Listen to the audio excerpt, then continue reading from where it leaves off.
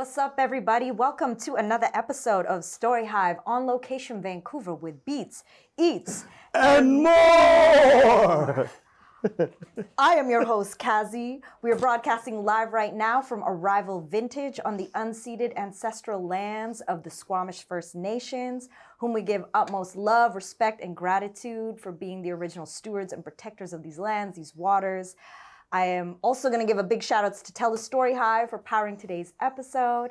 And now, to introduce our special guest, we've got the one, the only, James Cabrera, a Vancouver-based creative producer, dancer, and cultural curator working at the intersection of movement, fashion, and storytelling.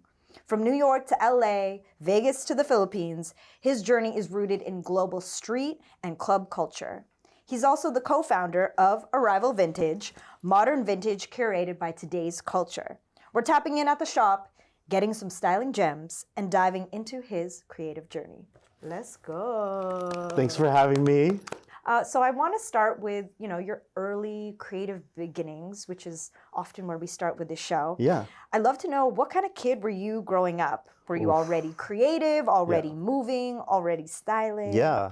Well, I was born and raised in Calgary. I started dance at the age of 3. My mom put me in a competitive dance studio, so I was very blessed and fortunate to have that upbringing, because I know a lot of people and a lot of dancers don't get to have that opportunity. So yeah, I started dancing in tap, jazz, ballet, contemporary, hip hop, but I didn't really take it seriously until my teenage years. I was a bad kid. I was cutting class. I was disrespectful to my teachers. No. Did you get sent back to the Philippines? No, not sent. I was born in Calgary, so I didn't get sent back. My father, however, lived in Saudi Arabia, so I was always like, we're going to send you to Saudi Arabia. And I was like, so luckily, I sort of got my act together-ish. I jumped around from school to schools a lot because I was a bad kid. So I met a lot of different people growing up through my junior high school years. So went to like 3 different junior highs, 3 different high schools. But yeah, it took me through the worst to get to where I needed to be. So in grade 10, grade 11, actually, I ended up getting kicked out of the high school I was in. But I ended up working full time at a suit store. It's called Tristan, and then I ended up working at another spot called Henry Singer, which was more of a menswear store.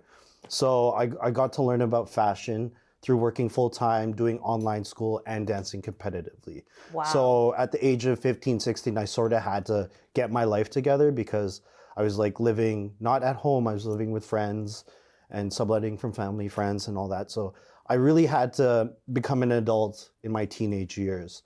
And then from there, got my act together. I actually got accepted into a private school in Calgary that had a dance program. It was called The Edge, and they were known for the sports aspect of the school, but they had just had a dance program that was opening up. So I got accepted. I got on a scholarship there. Wow. I ended up finishing my senior year of high school there, grade 12. And then from there, I got accepted. The Joffrey Ballet School came to the Edge, and they were doing auditions, and I ended up getting a full scholarship to their summer programs. Wow. So I went to Miami and New York for their summer programs, and then they offered me a spot for their year-long training program there. So that was the reason why I moved to New York. So I moved there when I was 17. How did those early experiences dancing in all these international places shape you? Well, first, it really pushed me out of my, comfort zone, obviously, like going into new space, not having friends. I was always a very social person, but I always let dance sort of keep me grounded, even though like when I was in high school, I was going through my, rebellious phase. I really had dance to fall back on in terms of like keeping my emotional like mindset intact. I had a place where I can like let go, vent out my frustrations, and just really like feel myself through my movement. So because of that, going to the Joffrey, it introduced me to a whole different world of dance, because the concert side of dance you don't really see here in Canada. What do you mean by that? So it's more like, I would say, like, the concert world style of dance is going to be a lot more. It's like school based in a sense where it's very focused on the styles of modern, contemporary, ballet. So it's like a conservatory setting. Got it. Yeah, so it's very conservatory vibes. So you're learning about dance history of all these different styles that have been, a long time. But I was always into hip hop. So having that conservatory time gave me a different aspect to my artistry as well. But being in New York, being in the birthplace of hip hop, really I was itching to feel more of that. So after my first year at Joffrey, I ended up switching schools, going to the Broadway Dance Center and Perry Dance Capizio Center, where I was being able to be exposed to more of these street dance legends and like Ejo, like Sibo, like Kim Holmes, Dance Fusion Crew. Yeah, it was amazing. It was really good taking their classes, really getting to know these different styles and feeling the root of all hip hop. So for me, house dance really resonated with me, just because house is a huge umbrella where you can just have the amalgamation of different styles. Right. And coming from a place like Calgary, house music was very popular too. So it really touched me being in New York. I feel like at the time, it was like 2010, 2011, it was just a different type of music that was popularized. The different era of hip hop, you were getting like Tyga, Chris Brown, and that era of hip hop, which is interesting. But yeah, it was cool because a lot of the people that I ended up bringing to the clubs we were just so uniquely dancers, because at the time it was all bottles and models type vibe. Oh my gosh, you're taking me back to that with the sparklers, the Hennessy. That was an era. That song, The Club Going Up on a Tuesday. Yeah. You get what else? The Mannequin Challenge, Ray Stremmerd. It was a different era of hip hop, different era of music. So it was cool that we got to bring out more of the movement vibes out to these New York nightlife scene. What do you think that street dance, club dance opened up in you that all this other training and other dance styles just didn't? Well, I would say I wouldn't say it didn't, but it opened up my peripherals. It opened up my idea of movement in general, where all movement is related to one another. You can take certain techniques from hip hop to house to ballet, contemporary, and just utilize the same sort of mentality and some of the same teachings, but approach it from a different way. For example, in my modern training, in Graham, there's all about high releases and contractions. And you can utilize that in a lot of different aspects of street dance as well. You could do a high release and then contractions maybe in crump or whatever it may be, popping. It's movement is a lot of dance styles have that seam that brings everything together. So yeah, I would say there's so many different ways that you can approach movement now, coming from a vast, if you're trained in all styles or something like that too. So. And then what was your LA chapter? Oh, LA. Okay, so shout out to Rhapsody James, because that is she's my dance mom for real. When I first moved to LA, I was kind of worried about I was really into contemporary and I was really into street dance and hip hop and jazz funk, the whole thing. And I was kind of I didn't want to, I was kind of lost, to be honest. I didn't know whose classes I should be in or what ciphers or which sessions I should be going to. But Rap actually held it down a lot. She was doing, she has a contemporary dance fusion company called Rhapsody on Dance. Okay. And it's a fusion of contemporary dance and hip hop and street styles. So for me, that was sort of something that I gravitated towards because of having so much contemporary dance training. So she was holding auditions at the Edge in LA, And The Edge is a the studio? Edge is a dance studio in LA. And yeah, I went in for the audition. I ended up going through all the way and was accepted into her company. Wow, And congrats. yeah, no, it was really good because it was just a great balance of, you know, contemporary and street dance. But also her main focus was us being artists, making choices, making us stay as individuals. So her creative process was really sweet because there would be like choreography, but there would also be so much room for freestyle and improv. And you don't get to see that in a contemporary dance company. And we were doing partner improv, partner freestyling, and it was just like really, I don't know, it's just fulfilling to me as like as a dancer that I can just do. I can still continue doing my contemporary styles and same with my street styles. Yeah, it was like a huge. It was really sick because at the time too in LA, I was hanging out with Artifact a lot. There was so many jams that were happening. I hear it's not like that anymore, but I remember every weekend we'd be going to 2 to 3 jams, like different Great 1-8ers jams, Versa Style, all these different jams, and there would be like 3, 4 of them every week.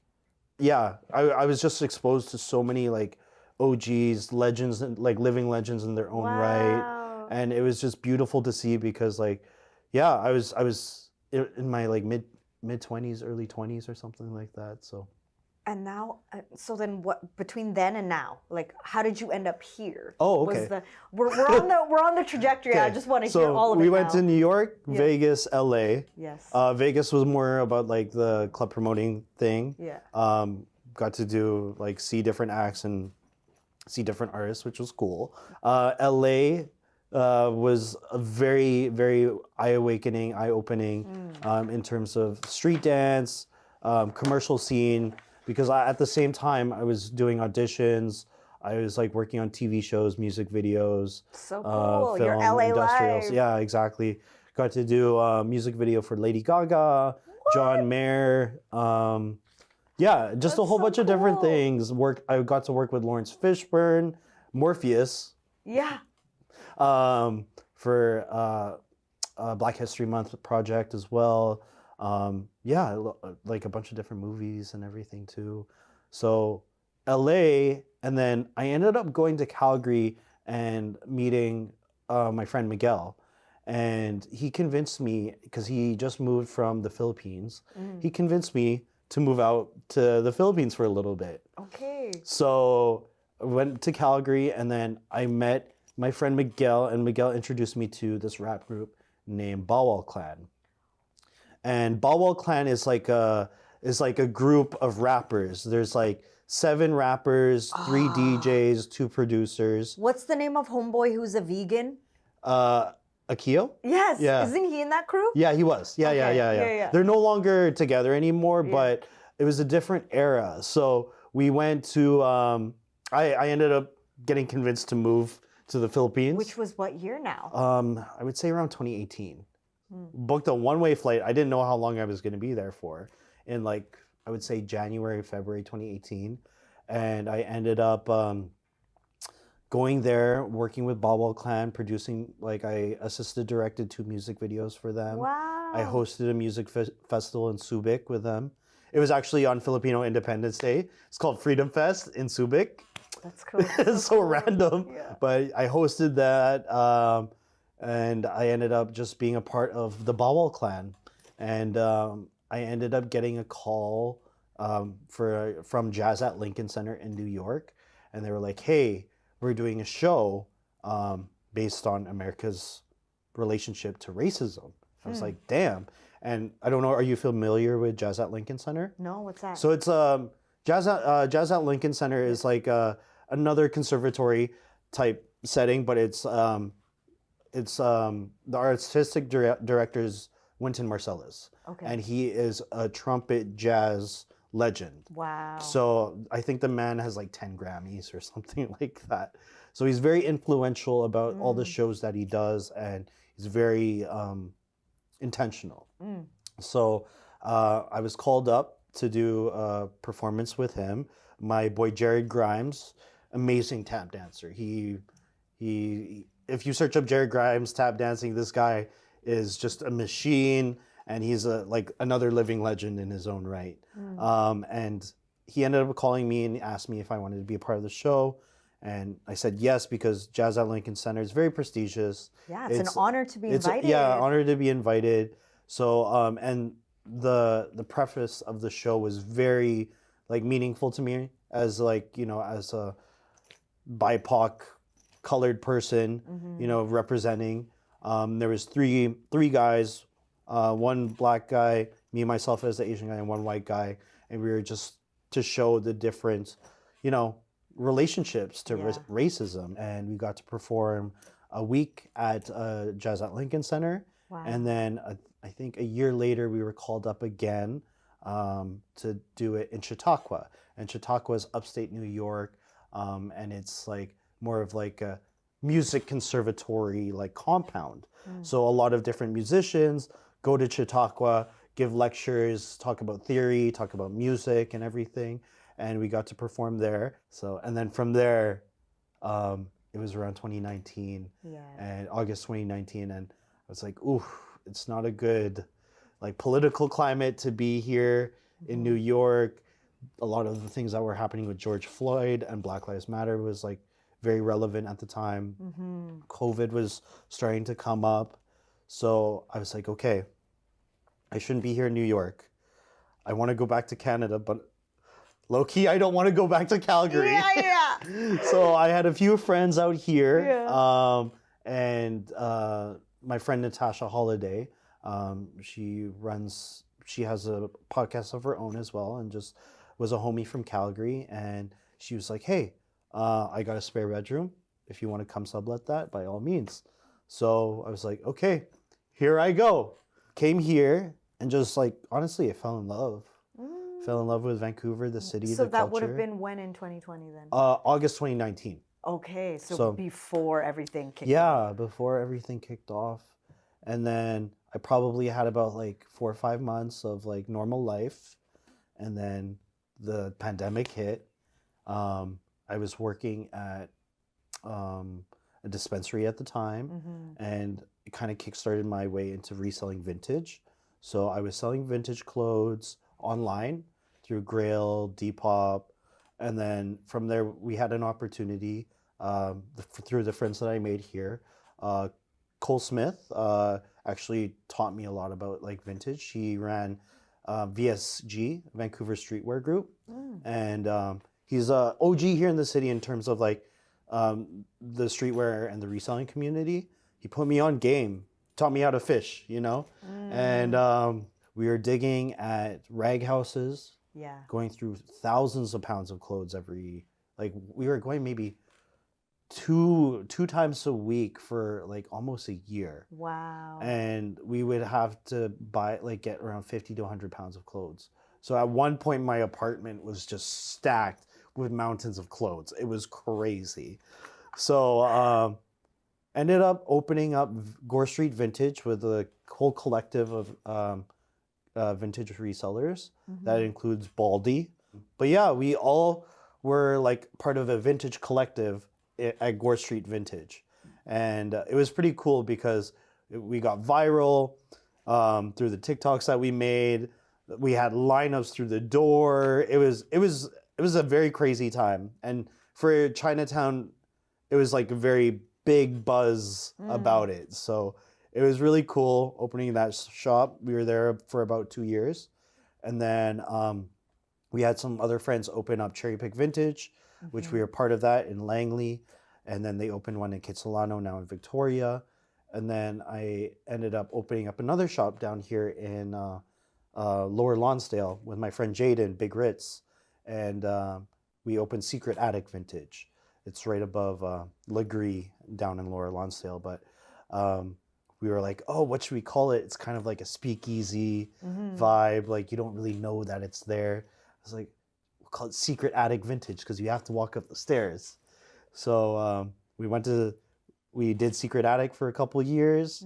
We were doing a lot of like the different pop-ups and the vintage markets.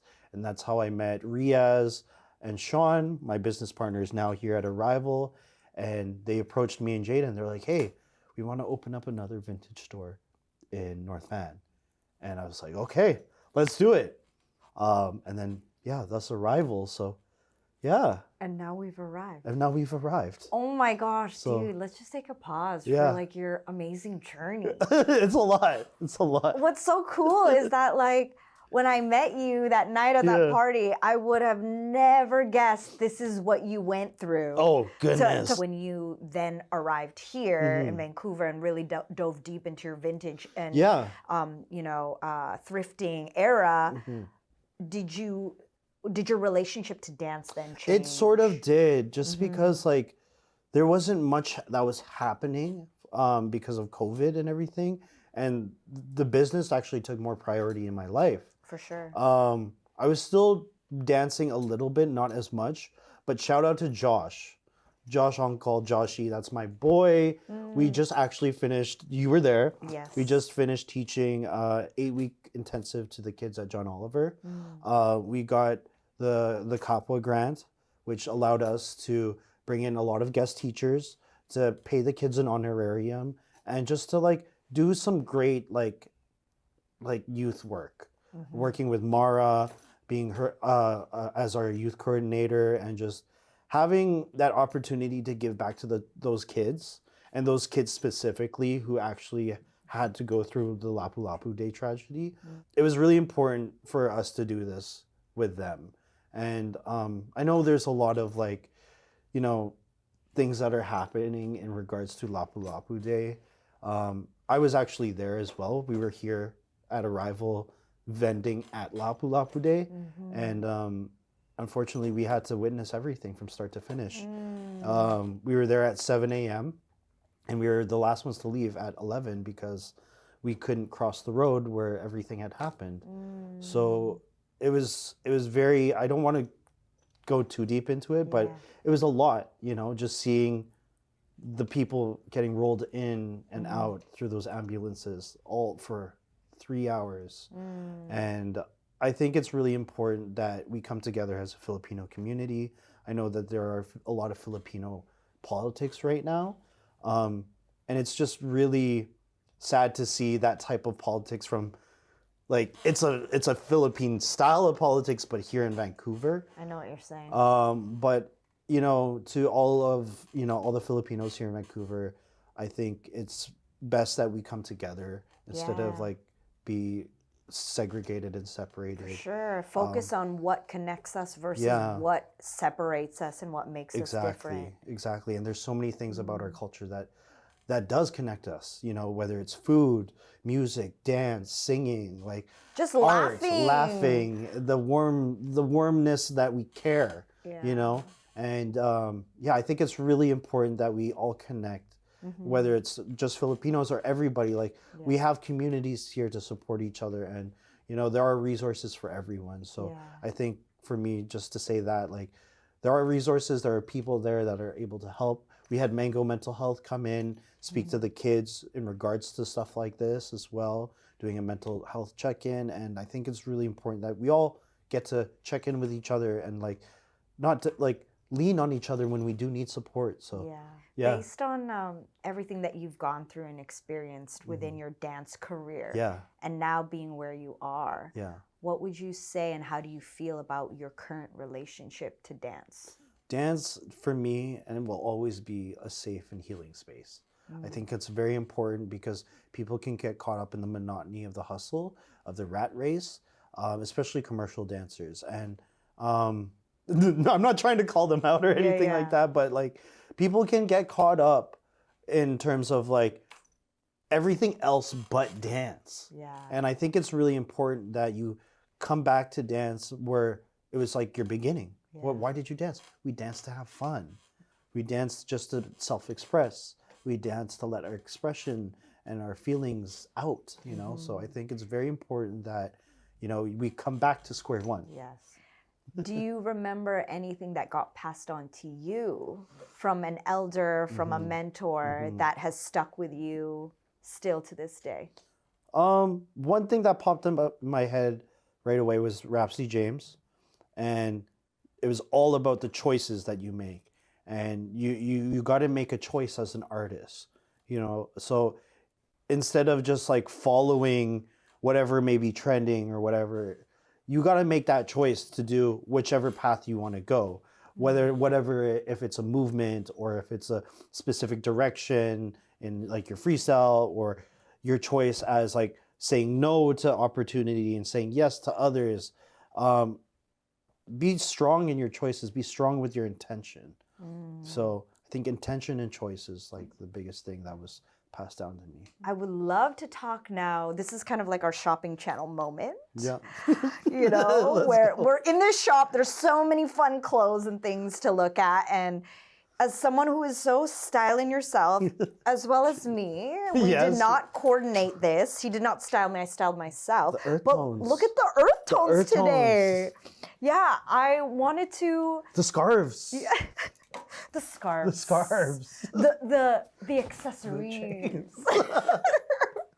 I wanted to be able to get, you know, inner workings of your mind of how you put things together, Okay, how yeah. you style. What are you liking right now? Especially in the world of vintage, you know. So, shall we bring out our Yeah. model? Yeah, let's bring Our them model on. Mar. Model. We have our model Mar. So right now we got some vintage Guess jeans. I love the zipper and the detailing and all of that. Yes. The back is some zipper detailing as well, and Oh, the yeah. pockets are really cool. I love earth tones, colors, obviously. So we got a nice vintage polo jacket. It's a Harrington jacket from the 90s. And then we got John Lennon. You may say I'm a dreamer, but I'm not the only one. So Because we're all dreaming 'cause we're- together. We're all dreaming together. So yeah, in vintage specifically, everybody lives, breathes, and dies by the graphic tee. So some little keynotes for knowing if a t-shirt is vintage or not. On the sleeve, it's either single stitch. So that means there's only one stitch on the sleeve. And then also it's either dated, and if it's manufactured in the US. So if it says made in USA, you can almost guarantee it's from the 90s or before. So I this never is, knew that. Yeah, yeah. So classic vintage look with Mar, graphic tee, polo Harrington jacket, and some vintage Guess jeans with the such a good zipper model. detailing. So shout out Mar. Yeah. Introducing. We have Marianne. Ooh, hello, Marianne. I'm loving the look. Can we talk about her outfit? Yeah, so and she picked up a vintage suede leather I jacket. love it. What I was saying before too, it's like I like to start off with a statement jacket and then build around that. So the rest of her pieces are Marianne's, and you can see how she styled the jacket with everything else. So it speaks for itself, and you know, as an artist, I see the patterns, the color blocking, and you know, as an artist, you got to make a choice, and she made her choice. Give it up for Marianne. Yeah, thank you, Thank Marianne. you, Marianne. I want to ask you more actually about, so do you always choose starting point the jacket? Or It's when you're like building either an outfit? jacket or pants, or like I start with one piece and I go based off of that. So for me, yeah, if I have a sick pair of pants, I'll be like, okay, what can I use to complement that? Or if it's a jacket, what can I use to complement that? How about weather? Weather. This is how I build my outfits, especially in Yeah. Vancouver. I'm like, what's the weather today? And then I choose one piece. Yeah. If it's like, I want to wear this pair of sneakers, or because again, the weather, it's Yeah. like this jacket, Yes. et cetera, et cetera. The biggest thing for me is layers. Being able to peel on or put on stuff depending on the weather. So yeah, I think you make sure if it is raining, you have like some sort of a shell, or if not, you bring an umbrella. Do Check you out the have any pictures. current style icons for yourself that is like a source of inspiration? I would say, like before, it was definitely like ASAP Rocky. ASAP Just give him Rocky. a new name, ASAP Rocky. ASAP Rocky. Yeah. And then before that was Kanye West and like Yeah. Virgil. Virgil specifically for his like mindset and branding and how he like created stuff like that. Have you read the book? No, we don't have it. I've read some of it, but he has a website called Free Game, and That's where a lot of his stuff that he passed down is on that website. So check it out, free game. Cool. Virgil, I'd say Kanye because he was such a trendsetter and still is, even though he's kind of loco moco. But you know, I still have a lot of love for people who create crazy art are loco moco. Yeah. So Kanye, and then ASAP because he's sort of taking it for the next generation. I'm curious to know about, is there a parallel for you, creatively speaking, with your love for fashion and styling and movement? Me being a creative producer, having the opportunity with working with other artists. I get to work with, musicians, visual artists, but in terms of like having a parallel with both of them, it would be really great just to put on a show that's like centered through fashion and movement at the same time. Something that I was really inspired by was when I first moved to New York and I went to the Met Museum and I got to see Alexander McQueen's Savage Beauty. So there was a lot of art and culture intersecting right there, and it would have been crazy if there was some sort of movement aspect. I haven't really seen a show that focuses on aesthetics and movement at the same time. The closest thing that I have is Jungle. Oh, really? Like the band. So if you ever see their music videos, their aesthetics, their outfits, all the dance, it's very dance heavy, but all their dancers are always dripped out individually. And I know Jungle did a collaboration with Gap, where Gap's catalog was all movement based. So like they had a model, but the model was like moving with the outfit that they were wearing. Maybe you just got to do that with Arrival. Yeah, exactly. So you literally have everything in-house to be able to execute. That would be so cool. Definitely. So I wanted to do more of that and include more of the dance movement aspect into fashion because I think it's a great way for these different like platforms to intersect for sure. Definitely. Oh, James, I'm so happy I finally got to get to know you. Our 1 hour of our live stream is already passed. Damn, it was quick. I know. That's usually how it goes down when you're having fun. Yeah. Well, shout outs to you. Let the people know where they can find you upon the internets. You can find me at JDLC3 on Instagram, arrivalshop.ca on Instagram. We're open 7 days a week. Come find me here at the shop. Hit me up if you want to collab in terms of like if you want to have your art shown, if you need help styling, if you need anything of my expertise, I'm here for you. That sounds, No, it sounds awesome. That sounds awesome. And accurate and true. But thank you for having me. Shout out to you for producing an amazing show and having this platform of, putting artists on and creatives on. And there needs to be more. And I'm just so humbled and blessed for being here. Shout out Jamal, my boy, B-Side Radio behind the camera. That was the greatest surprise. Yes, a great surprise because we have our own weird connections through Calgary and Kevin and my cousin Rocky. And I think it's really cool that we all get to come together and support each other in different ways. Let's keep on growing. Let's keep uplifting each other and, make that choice. I love this guy. Amazing. Yo, shout outs to everyone who's tuned in the live stream, everybody who's watching the replay after. We appreciate you. If you're an artist or creative, a dancer, a chef, musician, maybe something I haven't even heard of yet, and you would like to apply and see if you could be on this show, scan the QR code on the edited version of this video, fill out the form, and who knows, maybe you could be sitting right next to me.